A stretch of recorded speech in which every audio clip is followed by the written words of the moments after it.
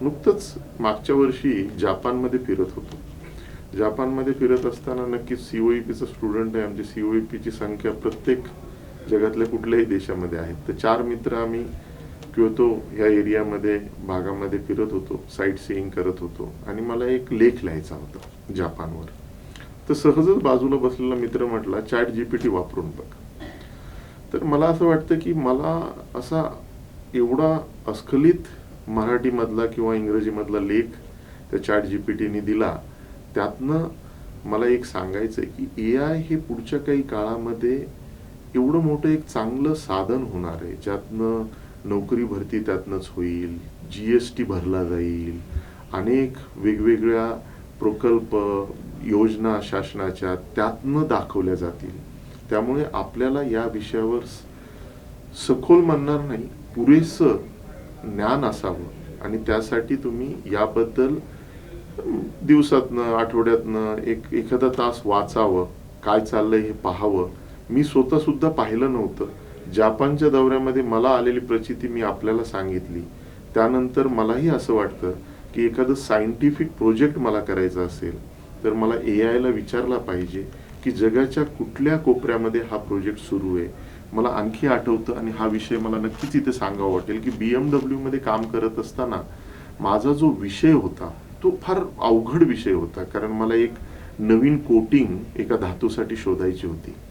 तर त्यावेळी एल्सवियर हे सगळे वेगवेगळे जे काही मॅगझिन आहेत त्याचे टेक्नॉलॉजिकल पेपर प्रेझेंट केले जातात जगभरात.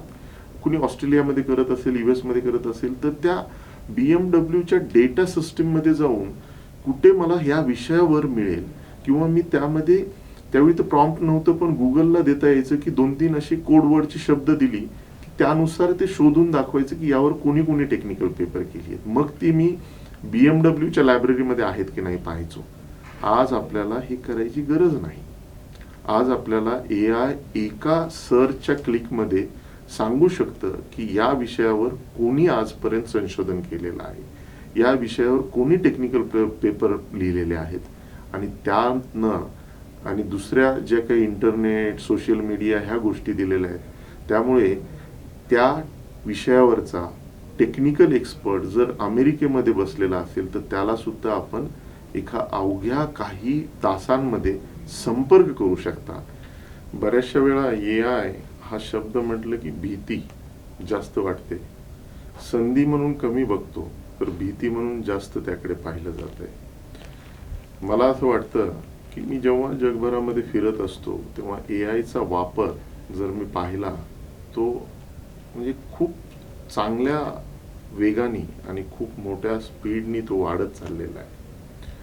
त्यामुळे मला असं वाटतं की आपण याकडे एक संधी म्हणून पाहावं.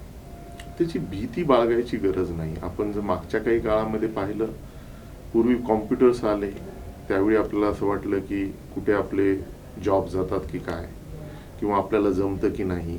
इंटरनेट आलं त्यावेळी आपल्याला असं वाटलं की काय म्हणजे बहुतेक असं काहीतरी वेगळंच होणार आहे, माणसाची कमतरता आता भासणार नाही. AI पण तसं काही होणार नाही, पण काळाची गरज होईल. त्यामुळे आपण सर्वांनी त्यामध्ये तज्ञ होण्याची गरज नाही, पण तो विषय समजून घेऊन त्याबद्दल माहिती असणं गरजेचं आहे. आज जर चॅट जीपीटी सारखा एक भूत आलेला आहे, त्याला भूत न म्हणता तुम्ही जर त्याकडे संधी म्हणून पाहिलं तर तुम्हाला खूप सारं नॉलेज मिळणार आहे. मला एखाद्या विषयावर, आज सोशल मीडियाचं जग आहे, बऱ्याचशा वेळा आपल्याला लिहायचं असतं, समजत नाही, इंग्रजी जमत नाही, मग आपण मराठीमध्ये लिहायला लागतो. मराठीमध्ये कुठले तरी मुबलक 4च शब्द येतात, शब्दकोश कमी असतो. AIचा जर आपण वापर केला तर आपल्याला ते प्रत्येक वेळी त्याला प्रॉम्प्ट दिल्यानंतर प्रत्येक वेळी नवीन नवीन सुधारणा करून तुम्ही ते देऊ शकता. त्यामुळे याला आपण संधी म्हणून पाहिलं पाहिजे. याला आपण पुढच्या काही काळामध्ये आपल्याला मिळणारे पर्याय म्हणून पाहिलं पाहिजे, ना की भीती म्हणून पाहिलं पाहिजे.